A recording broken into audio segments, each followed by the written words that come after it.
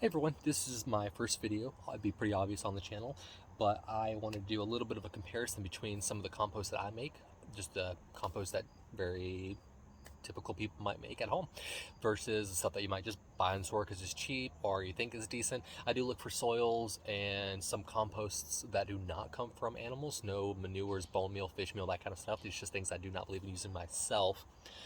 But mostly this video, like I said, is just to kind of compare why you should. And it's not just the satisfaction.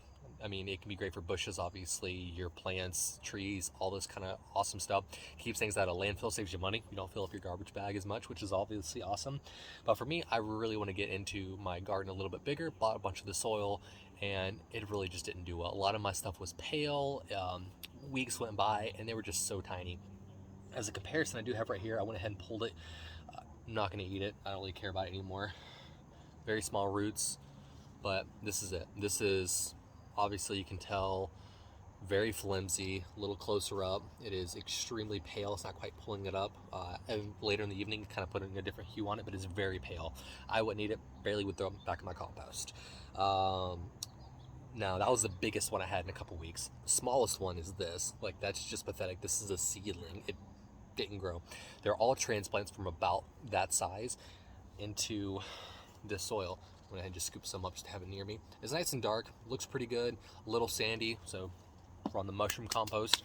Not all mushroom composts are without manure, but this one was, and definitely sandy, which I thought might be good soil drainage, that kind of stuff, depending on what kind of plants I do use.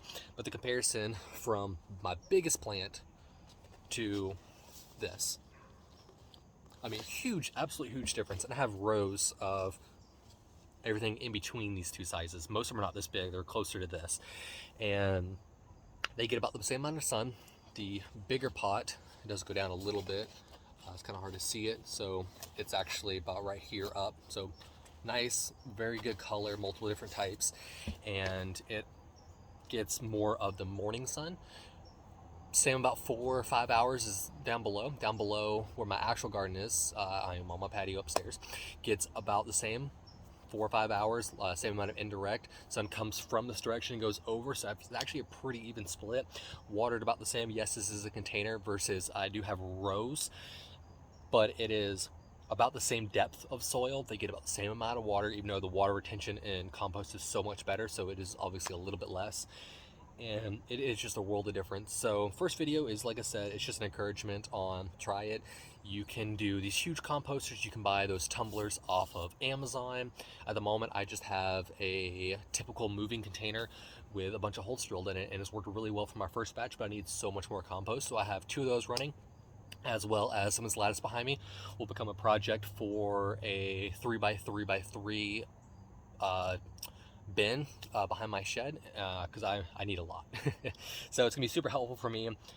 I feel like a lot of people maybe don't know with how much compost they can actually make, so they might not think it's worth it. We are pretty low waste in our household, but we eat lots of bananas, lots of apples, we do lots of coffee, that kind of stuff, and it is super easy, and you come up a lot with materials for your compost. And I have not done very religiously like the correct ratios.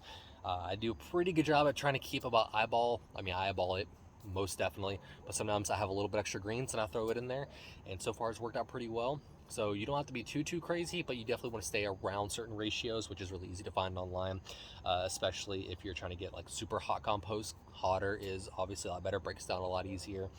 But for now, this is kind of what's going on. I do have a little bit more plants behind the camera, as well as, like I said, the project coming up soon with this stuff right here. So this is just the first video. Thank you.